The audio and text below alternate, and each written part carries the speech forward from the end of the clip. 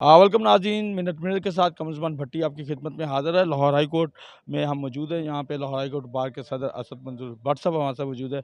इन्हीं से जानते हैं, सर वकला तहरीक शुरू होने जा रही है। क्या वजूहात हैं कि वकला एक मरतबा फिर सड़कों पे?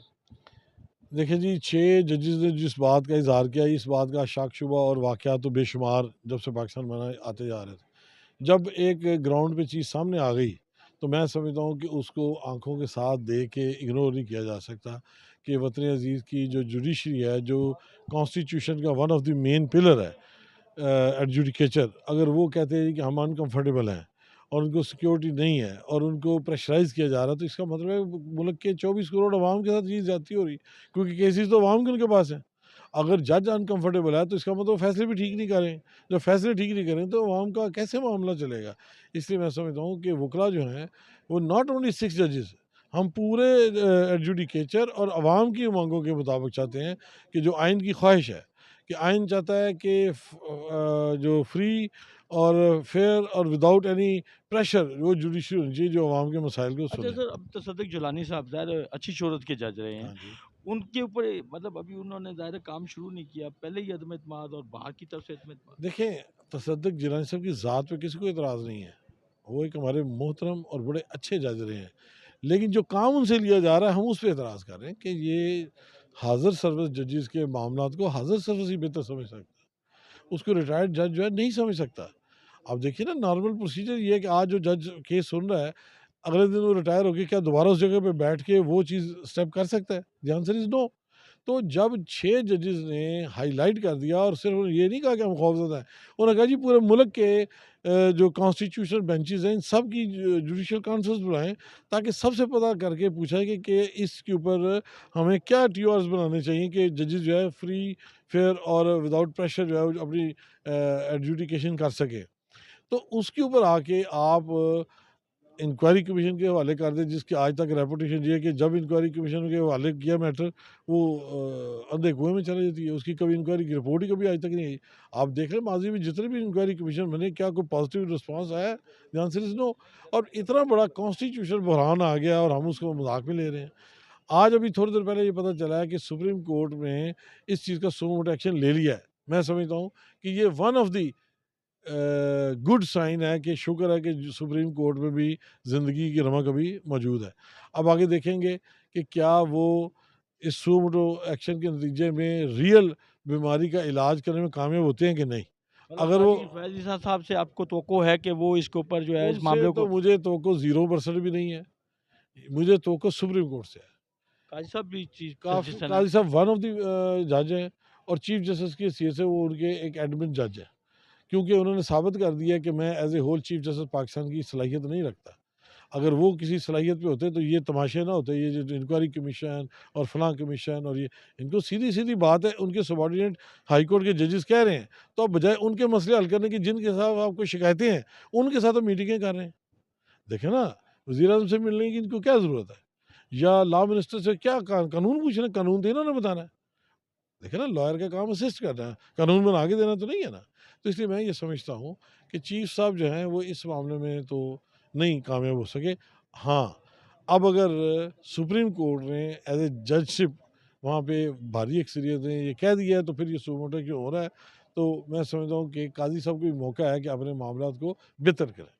अच्छा सर, अब वकला तहरीक जो है आप शुरू करने जा रहे हैं। आज आपने ज़ाहिर है जी यहाँ सर। से जजेस गेट तक जो है वो जी, अब एहतजाज हमने भी एक किया है। पुरअमन एहतजाज किया। तो ये एहतजाज जो है अब सड़कों पे कब होगा? कब आगे बढ़ेगा? ये तो डिपेंड करता है कि वतन अज़ीज़ के जो ज़िम्मेदार हैं, जिनको आई ओपनर के तौर पे हमने ये स्टेप किया है। हमने पहले दिन प्रेस कॉन्फ्रेंस की, उससे अगले दिन लाहौर हाई कोर्ट में हाउस का इजलास किया, इन्होंने इंक्वायरी कमीशन बना दिया। आज हमने एक पुरअमन डेमो दिया है, यहाँ पे प्रोग्राम करके रूल ऑफ लॉ पैनल के ज़रिए से। अभी हाई कोर्ट बार एसोसिएशन ने अपना ओपिनियन देना है। अभी तो हमारे लॉयर्स की एक सेगमेंट ने ये सारा किया है। आपके तो लॉयर्स में भी तो कुछ वकला हैं, वो कह रहे हैं कि ये जजेस जो हैं ये इमरान खान फैन क्लब का हिस्सा हैं और माज़ी में तो इस सर तरह के मामलात होते हम रहे जब जस्टिस आकिब निसार के दौर में, बाकी प्रेशराइज़ जज पहले भी होते थे।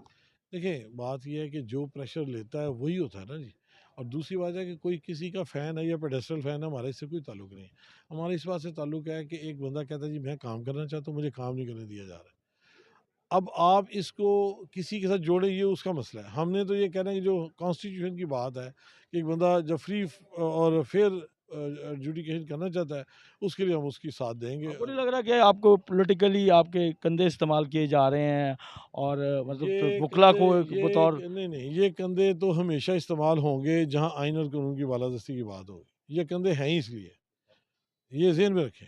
इससे चाहे नून लीग को फ़ायदा हो, चाहे पीपल पार्टी को फ़ायदा हो, चाहे पीटीआई को फ़ायदा हो, हमने नहीं ये देखना। हमने देखना मुल्क को फ़ायदा है कि नहीं। आप मुझे बताएँ कि अगर जजेस की बात कोई ना सुने और वकला सुने, तो ये क्या कोई पॉलिटिकल एजेंडा है? देखिए ना, अगर आज वकला अपनी आवाज़ बंद कर लेते हैं, ये चीफ जस्टिस साहब ने एक डेड जज के ऊपर दे दी इंक्वायरी कमीशन, ये पकड़ के उन्हें 6 जजों के खिलाफ इंक्वायरी शुरू कर दें कि जी आपने शिकायत क्यों की है? आपने पहले देखा नहीं हाल क्या किया आपने? एक शौकत सिद्दीकी जैसे एक जुर्रतमंद, बहादुर और गैरतमंद जज का बेड़ा गर्क किया इन्होंने। उस वक़्त और खड़े हो 6 जाते जज उस जो वक़्त खड़े हो रसीद था उसके साथ, और 6 साल बाद आप कह रहे हैं जी कि ये कोई भुट्टो गलत साहब बात का है। रेफ़रेंस भुट्टो देख लें 40 साल बाद ये थूक के उसको चाट रहे हैं, तो इनको अब जुर्रत करनी चाहिए। ये कौन-सी बात है? बिल्कुल हम 6 जजेस के साथ हैं और हर आखिरी दमे तक साथ लाहौर में भी रहेंगे। कुछ जजेस हैं जो इस हवाले से आपके प्रेशर सामने है, डेढ़ महीने पहले जस्टिस शाहिद जमील खान ने किस बात पे इस्तीफ़ा दिया? इन्हीं बातों पे दिया ना। एक बंदा रोज़ काम कर रहा है, उसको कोई प्रॉब्लम नहीं, क्यों ये इस्तीफ़ा दे? जजेस की प्रॉपर्टीज़ कहाँ से निकल आती हैं अचानक? सर जजेस की प्रॉपर्टी होना कोई बुरी बात नहीं है, गैर कानूनी नहीं होनी चाहिए। देखा ना, खाते-पीते घराने का बंदा अगर जज लग जाए, तो उसका ये तो मतलब नहीं कि प्रॉपर्टी जाके यतीमखाने में दे दे। वो घर-बार से कमाता भी, अब भई 25-30 साल स्टैंडिंग वकालत की ज़ाहिद हो, नकवी साहब का केस वो एक और चीज़ है। वो डिफरेंट है, जहाँ गैर कानूनी, गैर कितने जजेस ऐसे हैं जो जिनकी प्रॉपर्टीज़ गैर कानूनी तरीके से बनी हैं? सर ये तो हमने कभी अभी तक चेक ही नहीं किया। ये तो काम है सुप्रीम जुडिशियल काउंसिल का और इनके इदारे का, जो इस चीज़ पे करे। हम तो समझते हैं कि हमारी निगाह में तो जज होना ही वो चाहिए जो ईमानदार है, बेहतरीन है, सच बोलता है और गलत काम नहीं करता।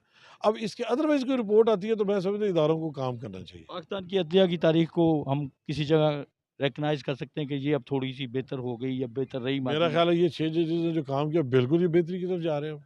बुराई का जब उन्होंने पॉइंट आउट कर दिया और ख़ामी को बेनकाब किया, तो ये जुर्रत की बात है ना। बेहतरी की तरफ हम जा रहे हैं और उम्मीद का किरण जो है वो भी रोशन हो सकती है। लेकिन बहरहाल हमें अपनी अदलिया को जो है वो बेहतर करना होगा, उसका साथ देना होगा और इसके लिए वकला जो खड़े हैं ये कहना है असद मंज़ूर भट्ट साहब का।